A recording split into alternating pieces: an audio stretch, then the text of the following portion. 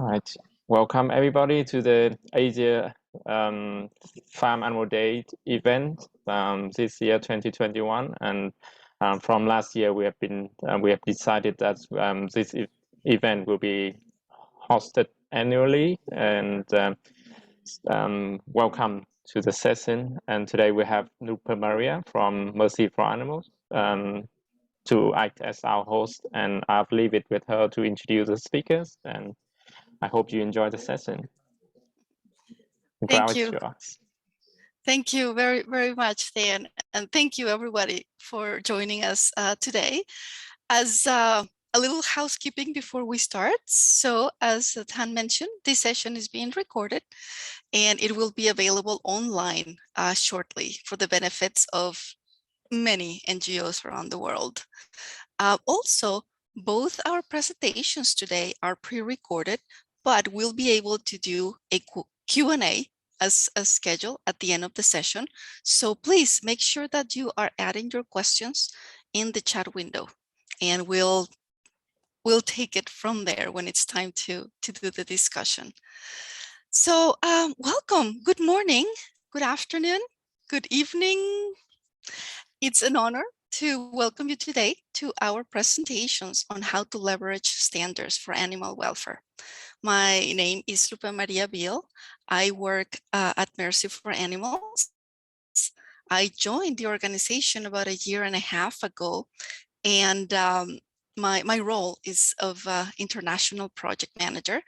I feel very lucky because through this position, I get to help my very dear farm animals, but also I get to work and interact all the time with people around the world, which is one of my greatest pleasures. So welcome everyone, and let's get started. Our first presenter is going to be Jennifer Black.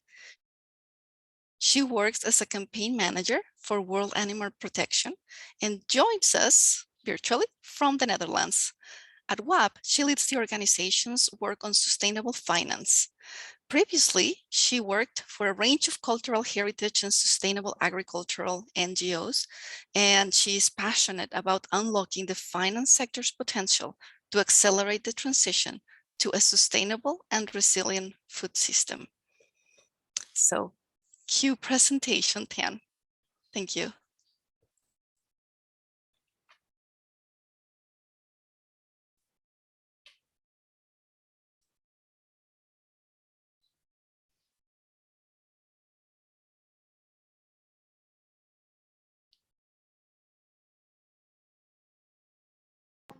Give me a moment. Oh, no problem. Right. Coming up.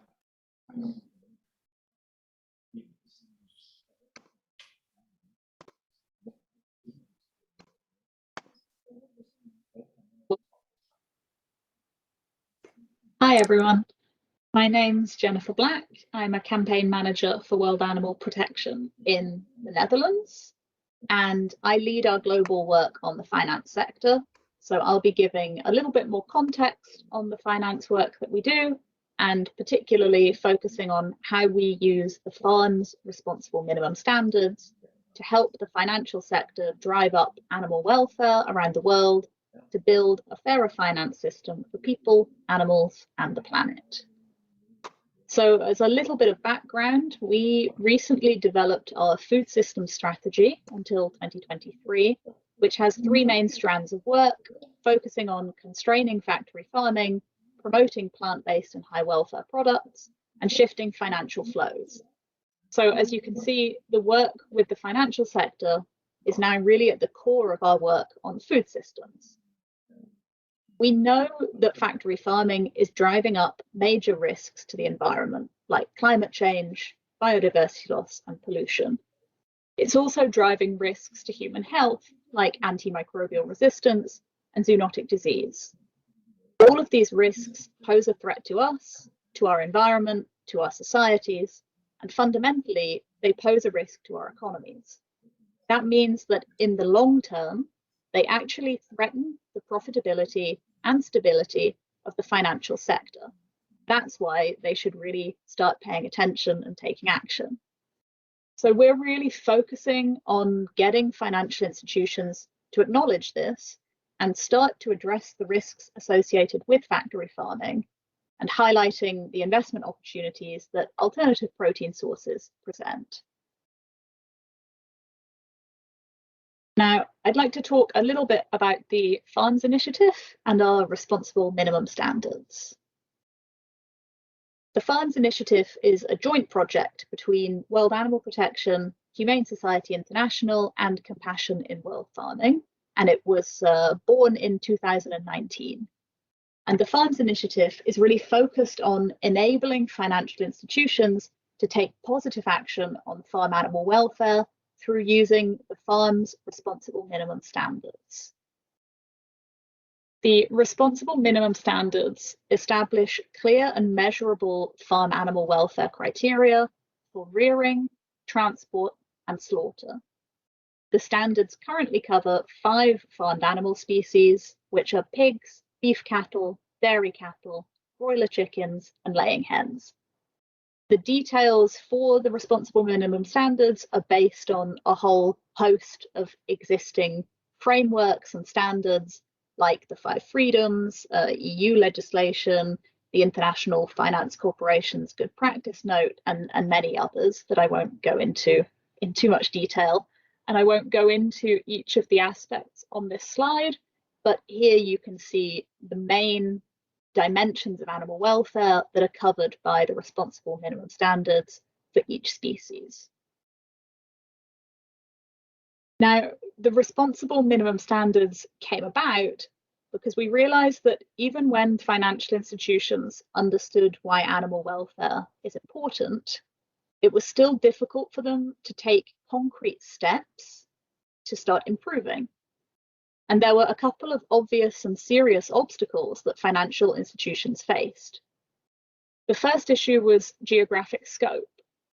Even if they wanted to include animal welfare standards in their investment policies, local laws and standards and certifications vary, while a financial institution could well be investing in companies or projects in several countries, across continents, or worldwide. And that's why it was really important that the Farm's Responsible Minimum Standards set out a global baseline. So the RMS are really what we think constitutes the minimum responsible welfare conditions for farm animals. And this means that the Farm's RMS can be applied to investments and investment policies worldwide. The second issue that financial institutions face is the complexity of the topic and sometimes vague and difficult concepts. People that work in financial institutions are usually not animal welfare experts, so they're not always able to understand why vague provisions that we often see in company policies aren't sufficient or strong enough to ensure decent animal welfare. We saw that some financial institutions were relying on concepts like the 5 freedoms, but then did not actually know what that meant in concrete terms for animal welfare, or which conditions or practices would actually violate the 5 freedoms. Because of this, the Farm's Responsible Minimum Standards are deliberately specific and measurable. As a couple of examples, it sets out a maximum stocking density of 30 kilograms per meter squared or less for broiler chickens. It says that pigs mustn't be weaned earlier than 28 days. And these kind of specific criteria actually enable financial institutions to understand the concrete animal welfare risks and to see where companies are failing to meet those standards. Now, our goal is for financial institutions to integrate the Farm's Responsible Minimum Standards into their policies and investment criteria, and to also engage with producers and other companies to encourage them to meet the Farm's Responsible Minimum Standards. And moving financial institutions is just like moving any other target. It requires a mix of public pressure and engagement. So we use the Responsible Minimum Standards in a variety of ways. And today I'll speak a little bit more about 2 of the mechanisms we use, which are direct engagement direct conversations with financial institutions, and fair finance guides. So far, we've met with a lot of financial institutions and other stakeholders to talk to them about animal welfare and why they should care about it. And as I mentioned, we ask them to strengthen their investment policies and to talk with companies to ensure that as a minimum, they meet the responsible minimum standards that the Farms RMS set out. And actually, so far, we've had quite a few positive responses. So the Dutch bank ABN AMRO has incorporated the Farms Initiative space requirements for farm animals into their new animal protein policy. And that's the third largest bank in the Netherlands. So that's a really good step forward. Another success that we've had is the Climate Bonds Initiative, which is an investor-focused organization that promotes investments to deliver a climate-resilient economy. And in June 2021, the CBI published its criteria for agriculture, and they referred to the farm's responsible minimum standards within those criteria. We've also had some success by showing how animal welfare is linked to other areas that financial institutions care about. So BNP Paribas references the farm's responsible minimum standards in relation to the release of their new deforestation policy. So BNP Paribas says that they will encourage their livestock farmers to change their practices towards a system that is more respectful for animals, taking the Farms Initiative's responsible minimum standards as a reference.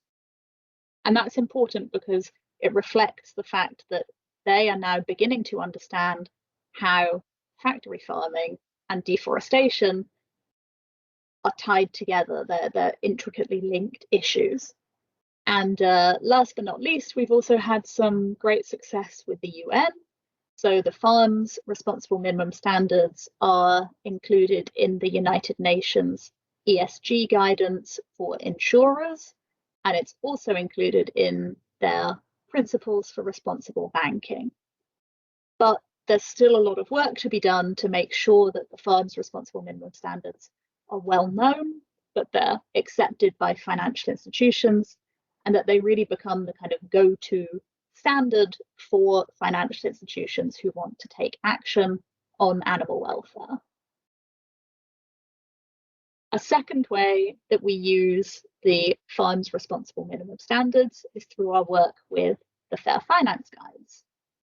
And the Fair Finance Guides exist in many different countries, and they produce reports and rankings on financial institutions within their country or region. And they're a very good way of systematically talking to financial institutions and starting to get other groups working on other issues like human rights and environment, making them more aware of animal welfare and how it relates to their work. Because the Fair Finance Guides don't just focus on animal welfare, they can also rank and do research on a whole host of other issues like human rights or munitions or many other things. Now, World Animal Protection is a member of the Fair Finance Guide in Brazil, in the Netherlands, and in Sweden. We're looking at joining in the USA and other countries. And we have aligned the methodology for the Fair Finance Guide rankings on animal welfare with the Farms Responsible Minimum Standards. So if a financial institution's policies don't meet the responsible minimum standards, they will not get a favourable ranking on animal welfare. And this helps encourage them to recognise and use the Farms Responsible Minimum Standards. And the Fair Finance Guides don't just carry out rankings. As I mentioned, they coordinate research. This year, the Fair Finance Guide in the Netherlands released research into investments in companies linked to deforestation through animal feed. And this was a really useful way for us to bring Dutch financial institutions to the table and to kind of talk to them about their investments And we used that as a springboard to also then have conversations with financial institutions in the US, France, Brazil, Sweden, and the UK about their investments in companies that were named in this report as being linked to deforestation. So it helps to ratchet up the public pressure that then opens the door for us to be able to talk to them. And as we've sort of expanded our work on the finance sector over the last couple of years, we've learned some lessons. Some of them we've learned the hard way, some of them have been a bit easier. So the first one is really, we need to put ourselves in their shoes and think about what arguments are compelling for financial institutions. And we need to remember that they aren't experts in animal welfare, so talking with too much jargon is never going to work. And they also really might not care that much about the suffering of individual animals. They do care about risk and return, so we need to speak to them using concepts that they're familiar with and that really motivate and speak to them. The second lesson that we've learned is animal welfare is really not likely to be at the top of a financial institution's agenda. So it's important to emphasize how animal welfare is connected to a lot of other problems, which financials are more likely to be worried about.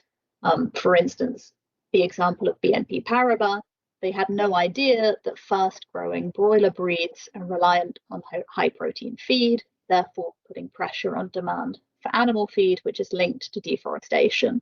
And we've had other similar successes by really going in and focusing on the links between factory farming and emissions or antimicrobial resistance and human health. And these are the kinds of topics that are more likely to get the financial institution's attention than purely animal welfare. The third lesson is that we do need to make it easy for them, because financial institutions are investing usually in thousands of companies across dozens of different sectors. They have a lot of issues to deal with. So it really, really helps to have a clear ask. And this is where the Farm's Responsible Minimum Standard really comes into its own, because it provides a clear, globally applicable ask. And last but not least, it's very useful to pair public campaigns with bilateral talks and engagement. This sort of helps put pressure on financial institutions. So for example, in the Netherlands, our campaign to get financial institutions to respect animal welfare got over 100,000 signatures. And that made it a lot harder for them to ignore us when we approached them to have bilateral conversations about improving their investment policies and what steps specifically they need to be taking. So thank you very much for listening to this talk about the Farm's Responsible Minimum Standards and our work on the finance sector. And I hope that some of you will be interested or maybe even join us in asking financial institutions to strengthen their investment policies and engage with companies to ensure that they meet the responsible minimum standards for livestock set out by the Farms Initiative. And of course, if you have any questions, please don't hesitate to get in touch. Thank you very much.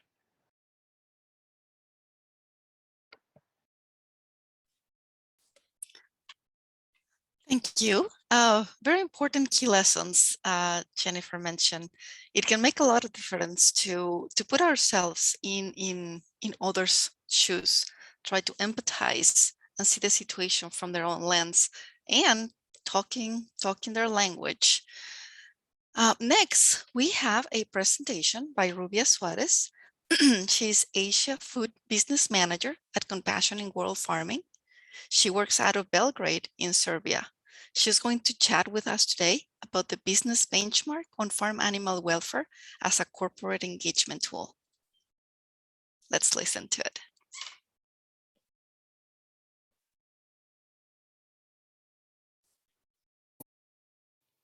Hi, my name is Rubia Soares, and I'm an Asia Food Business Manager at Compassion in World Farming. In this webinar, I was invited to talk about the Business Benchmark on Farm Animal Welfare, or BB4, as a corporate engagement tool. I will start with a short introduction about Compassion and our work.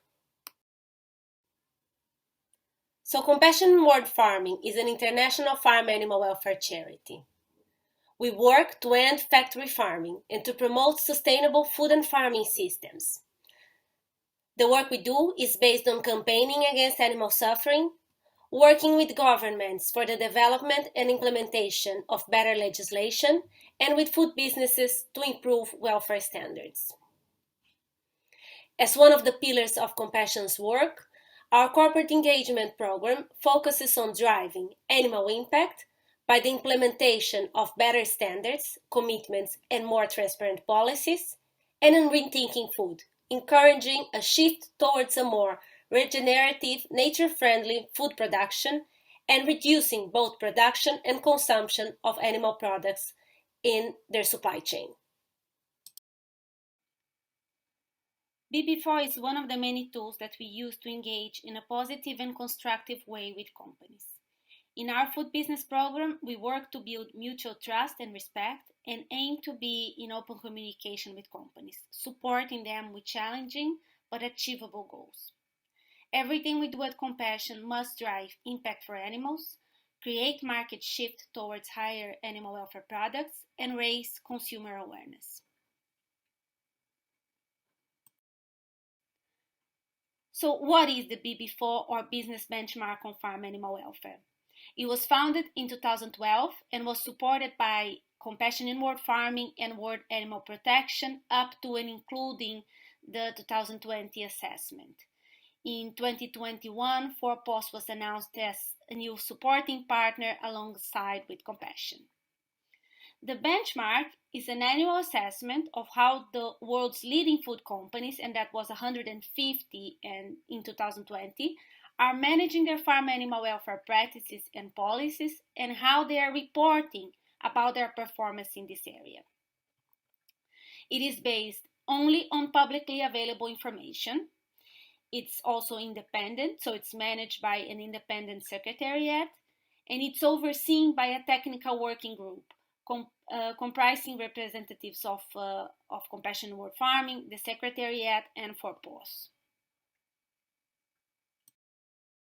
So the goal of the report is to provide investors and other stakeholders, like for example, governments, academics, NGOs, consumers, with a standard, impartial, and reliable review about how companies are treating animal welfare matter in their strategies and operations. It also then gives the companies guidance about how to improve. So it evaluates in their individual reports what policies they have, what they are missing, and how they could improve their transparency about the matter. About the approach. So the report is focused on the parent company, so the corporate entity. Like I said, the vast majority of the companies in the report are global, so the evaluation is focused on the group level. There is consideration given to subsidiaries, but really the policies and the reporting should be about the group. Because it's based only on public information, it encourages better disclosure, which is a core objective of the BB4, and it ensures that companies are all assessed in the same and consistent way. Also, the benchmark is focused on animal welfare only, so no credit is given for general corporate or sustainability disclosures, unless it is explicitly linked to animal welfare. Talking about the quality assurance and the company review. So the review process of each company is done very carefully. First, the assessors are all well trained in the methodology and research process. The reviews then, the preliminary reviews, then go through a series of checkups by senior members of the Secretariat and then the founding partners. And the process is also very transparent. So if you want to learn more about that, you can check the methodology report, which is available on the bb4.com website for detailed information about that. The structure of the BB4 aligns with the way in which companies report on other sustainability-related issues.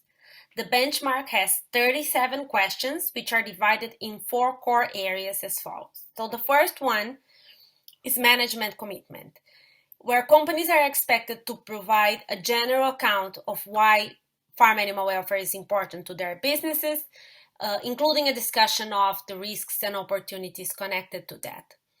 On this part, the company's policies and positions on farm animal welfare should be explicit, including their commitments on critical animal welfare measures, like, for example, the avoidance of close confinement, on providing effective environmental enrichment with long-distance live transportation, or prophylactic use of antibiotics, or stunning, for example. And this part has 26% weight of the whole report. The second section of the report is the governance and management, where companies should specify who is responsible for managing farm animal welfare related issues on a day-to-day basis, and who is responsible at the senior management level for overseeing the company's farm animal welfare policy and the implementation. So it really works if the company is holding someone inside of the team accountable for that, to really do the implementation and the follow-up of this work. The third section is about innovation and leadership, where companies should indicate whether they are involved in research and development programs to advance farm animal welfare, or in industry or other initiatives directed at improving welfare standards. In this session, companies are also expected to describe how they engage with their customers and clients on farm animal welfare issues. This part of the report has a weight of 11%. The last one is the performance reporting and impact, where companies are expected to report thoroughly about the performance of their farm animal welfare policies. So really report and be transparent about the proportion of animals that are affected by their policies. Then, after being evaluated through this process, companies are then ranked between 1 and 6 tiers, being the first one reserved for companies that have taken leadership position on farm animal welfare and have performed above 80% of the scores, and tier 6 is for companies that have provided limited, if any, evidence that is recognizing farm animal welfare as a business issue. About the results of each year, you can check them on the BB4 website and get more details about the performance of companies, where they are ranked, and have a good overview about the different industry segments as well.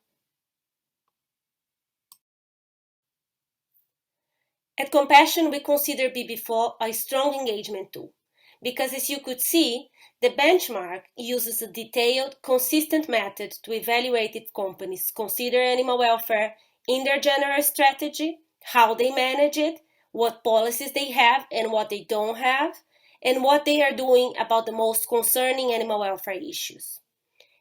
It also considers if companies are making any effort to progress in the area and to promote the importance of proper animal welfare to their consumers.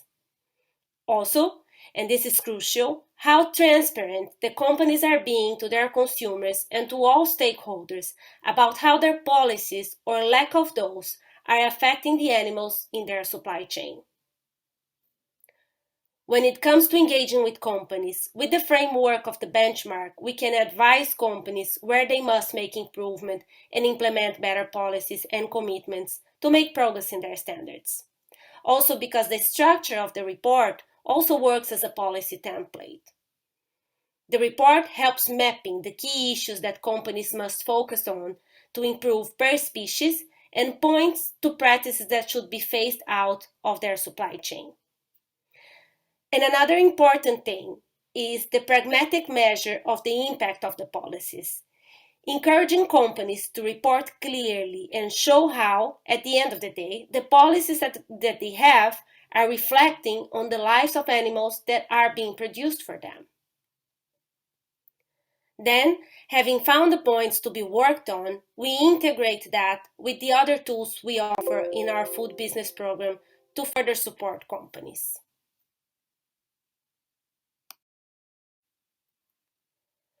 we offer technical resources based on scientific knowledge and research, training, and technical advice. This is particularly important for us, and we take a lot of time, energy, and expertise on developing resources to really provide companies with the best technical advice possible. We establish collaborations and develop projects to give practical encouragement for companies to make progress for animals, developing and implementing policies that raise the baseline standard of farm animal welfare. We also celebrate new commitments and policies via our Good Farm Animal Welfare Awards and giving support with marketing and communications. Because of the nature of the work that we do, we have access to a wide network of international businesses, and we use this via our events and forums to promote non-competitive discussions around best practices for farm animal welfare and help like-minded organizations to connect. And on the back of all that, we also have our own monitoring reports, such as the Egg Track, Chicken Track, and Supermarket Survey.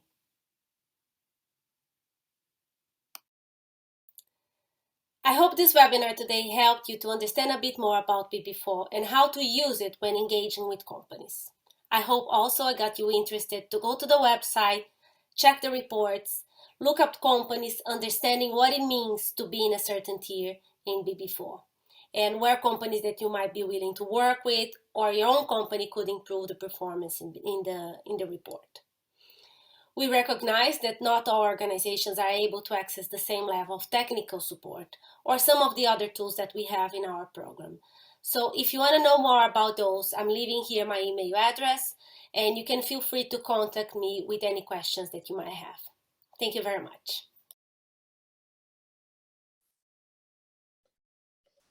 Excellent. So as we saw, BB4 provides a comprehensive set of resources. And as Rubia mentioned, please make sure to visit the website, read the materials and reports available. The URL is posted on the chat window right now. Unfortunately, Rubia and Jennifer are not able to join this session for Q&A. Questions related to BB4 will be relayed to Rubia, and we'll make sure to get back to you with a response. But related to our first presentation with Jenny, let me introduce to you at this time Vince Sinches. He's a colleague of Jennifer at World Animal Protection, so he'll be able to further discuss with us and answer some questions related to the efforts to create sustainable banking and divestment for farm. Vince is currently the International Campaign Manager for World Animal Protection, looking at Asia and the Pacific. He is part of the select small team that started Asia Day for Farm Animals last year. So thank you, Vince, for getting us started with this. And an excellent idea. Vince joined World Animal Protection in the later part of 2018 after working for Greenpeace as the ocean and political campaign for almost 7 years. Welcome, Vince. So let me see if we have any questions at this point in the chat window.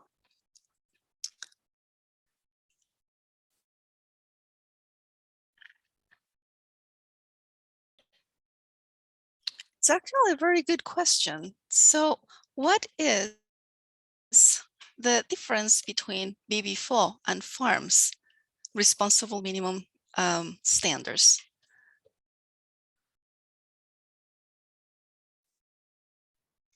Do you think you can talk a little bit more about that, Vince? Yeah, I'd be happy to.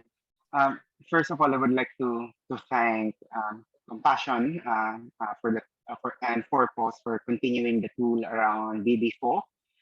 We would like to think that the departure of World Animal Protection from BB4, basically, BB4 has set the foundation for our new strategy.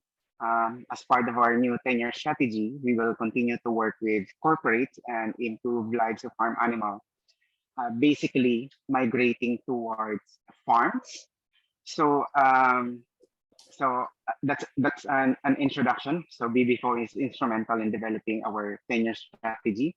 And then BB4 is also a tool that assess how 150 of the largest food companies in the world are managing animal welfare across species.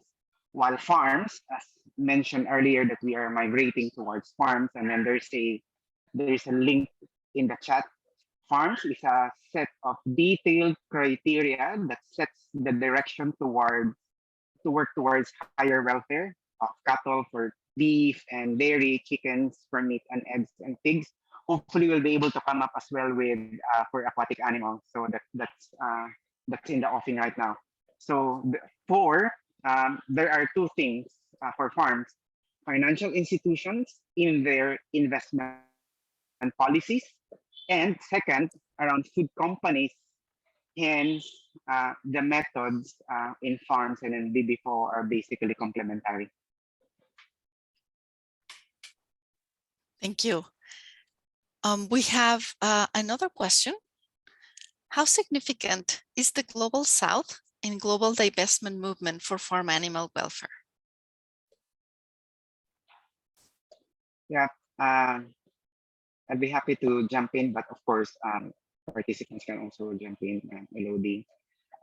I think in the context of the Global South, the same thing as why we have the World Day for Farm Animals in Asia, why it's very significant and important. One, in the Global South, there is the aspirational, the economic development. So there's an increase in terms of farm production, consumption of meat as well. That's an important context. When we say it that as a context, meaning if in the global north is basically developed, most of these companies will just have to adapt. They will need to find ways in order to continue their operation. And I think the global south is the best way for them to continue their operation. And why is it? Because I think some of our global south colleagues here could attest to that. In terms of governance structure, so there's a lot of issues towards transparency. So meaning it's easier to do business, and at the same time, if you are going to expand on this, so transparency and in the context of governance as well. So there's a lot of perceived collusions between the businesses, industry, and governance, and at the same time, so there's global south is very vulnerable in a lot of environmental impacts as well. So that's why the component to address all of these issues and vulnerabilities can very well be complemented by the issue of divestment. So deforestation in Indonesia, deforestation in Thailand, and in the Mekong region for soy production, expansion of dairy, expansion of fish production, aquatic animal production is very much alive here in Asia. So, and I think the next frontier really is having a very strong campaigning presence here, and at the same time complement it with a divestment movement. And I think in terms of divestment movement, there's a lot also of lessons for us to be learned. There's a lot of successful divestment that started in the global south, for example, around fossil fuels. That's important. So there's also a very strong civil society movement in the global south. What needs to happen is basically to complement intersection. Before it was people and planet, but we should complete the line of animals, people, and planet. Thank you.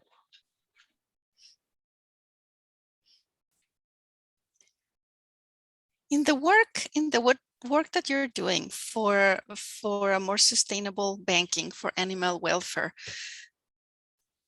do you think it has been easy, or, well, it's never easy, but it has been the same level of complexity to include aquatic animals into the mix as terrestrial animals? Do you see any difference on the approach for these two types of animals?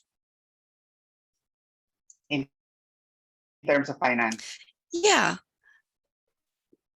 In terms of the tactics for the campaigns for approaching financial organizations, do you think it's a little bit more complex, more difficult for these organizations and the people running them to empathize or try to see the plight of aquatic animals the same way that they may be more inclined to see the plight of terrestrial animals? I also would like to invite colleagues and others within this, so that this is going to be an open discussion. If you are going to look at farm animal welfare globally, it's pretty much established in the global north, and then starting in the global south. And then if you are going to look at farm animal welfare species, the aquatic animal welfare is just recently started as well, right? So, and I think if you're going to look at it within the equation, that could also be a challenge, because especially for the global south, that if you're going to look at aquatic animals, you can't even see them because they're below water. So it's really hard for people to imagine unless they're really well connected into it. And then second, there are similar approaches, but there are different challenges. And I think some of the details that in terms of differences could be species have their own animal welfare criteria, and there are for aquatic animals there are more than 1,000 species. But I think if we can start with farm aquatic animals, that could be a good reference as well. So that one, so it goes together with the challenge for banking and finance and then aquatic animal welfare. I remember there was a workshop that we attended last week. So that's being started by FWI and the Beal Development Center. So that's part of the challenge that we are looking at. Thank you. Thank you, Vince. Elodie? Yes. Sorry, I can't find how to raise my hand. Oh, very effectively. That's easier than anything else.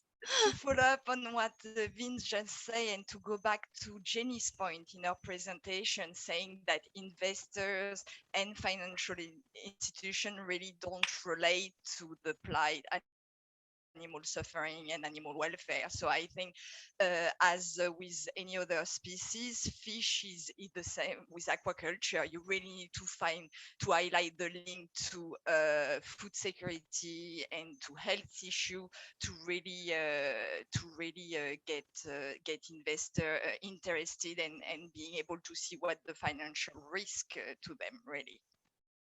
So I don't think at that level it's a big difference. You still need to find the hook, right? What will investors push investors to take action in the financial risk? So thank you. Oh, thank you.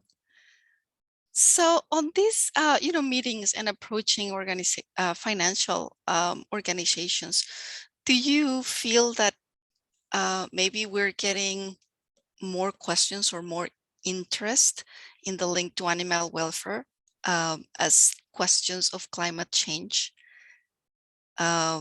start grabbing some headlines this year? Is that one of the big topics of conversations that you're seeing for the future? Oh, I think you're in mute, Elodie. I'm sorry. Yeah, I'm happy to address this question. Sorry about that. So yeah, this year is a big year for food system with the UN Food Summit and the Finance in Common Summit as well. That brings 450 public bank, and the theme this year is agriculture, aquaculture, and biodiversity. So it's really a big year, and we really see the different movements, human rights, climate change, health really coming together, taking really making the systemic change, reality, and really we start being successful in integrated animal welfare, and our animal welfare, is a solution, a part of the solution to solve the AMR crisis, which is a financial risk for the investor. So I think we're getting there, and this year was really helpful with the COP as well. So there is still a way to go, but human rights movement, climate change are open to bring animal welfare in, I find, in my work experience every day. Yeah, I think those topics are definitely bringing that link to animal welfare closer to a lot of people that, like the presentation said, you know, maybe they haven't thought about it, they haven't been around this type of information. So very And then important. the Finance in Common Summit is also happening soon. Finance in common, you said?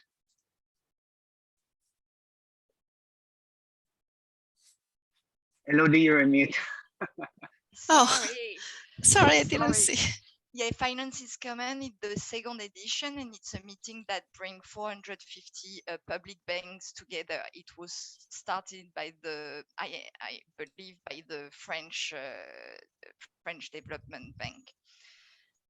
So that's a good opportunity to lobby 450 banks, financial institution at once. Thank you. 450 public development banks, which is good. We're talking about our taxes as well. And That it's is- happening in 2 weeks in Rome as well. Wow, that is a pretty big number. And Anbu, I see your hand raised. Thank you very much. And thanks so much for sharing the initiatives and the guidelines that are already, developed in detail. So that's really interesting work.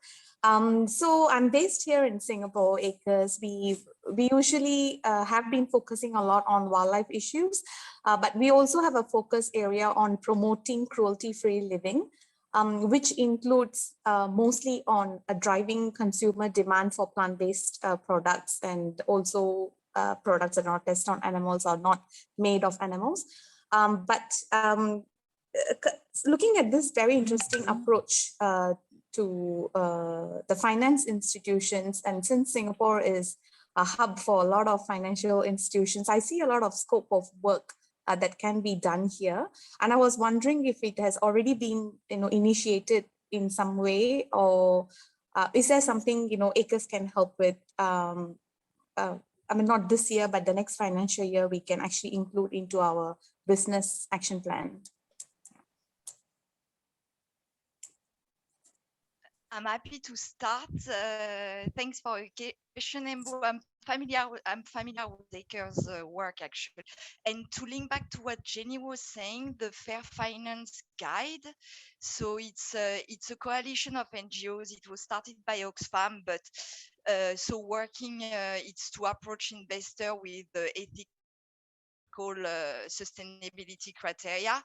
And we've been in animal welfare in the Finance Guide of Sweden and some other countries, and also trying to other Fair Finance Guide in other region. But I would look could be a good way to start. Like for instance, in New Zealand, they've added welfare criteria, but also alternative to plant-based as a material for investor. So that I think that would be for you where to start looking.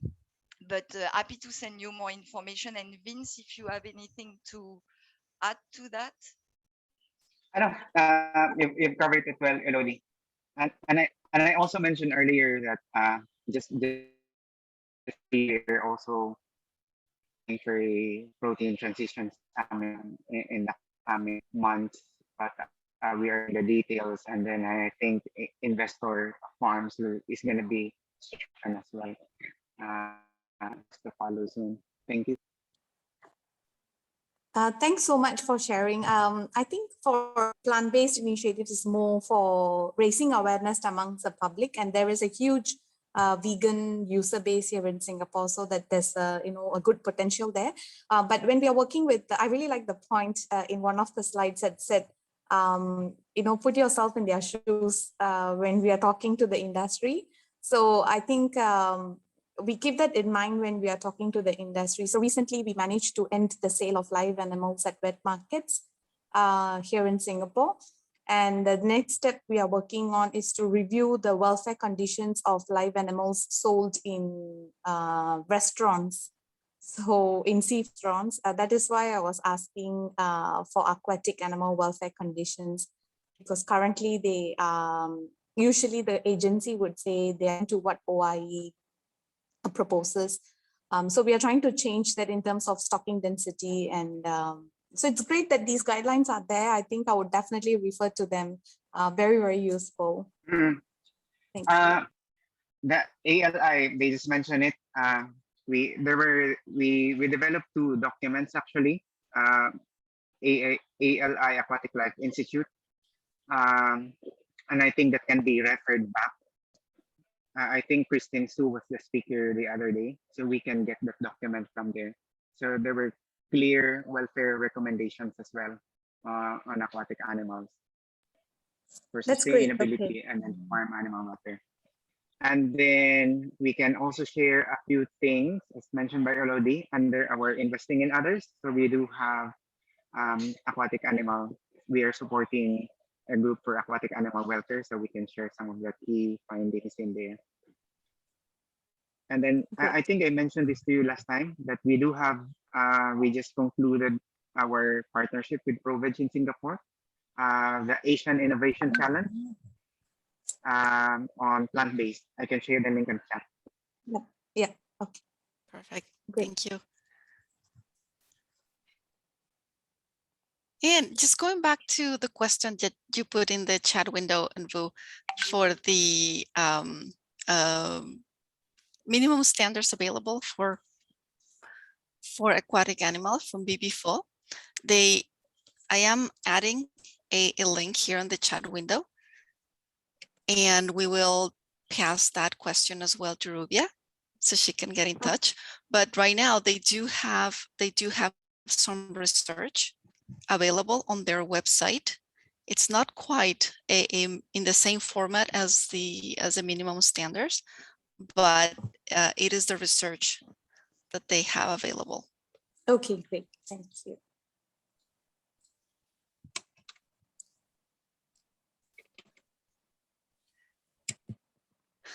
Thank you very much. It is really cool to start with a presentation and a webinar format and end up with a conversation among friends. So thank you very much to all of you for your participation.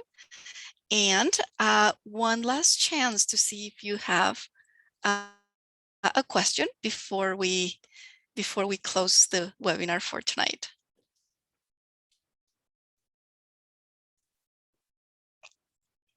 Okay, well, thank you very much to our presenters. Thank you very much to all of you, Tan, for all of the support.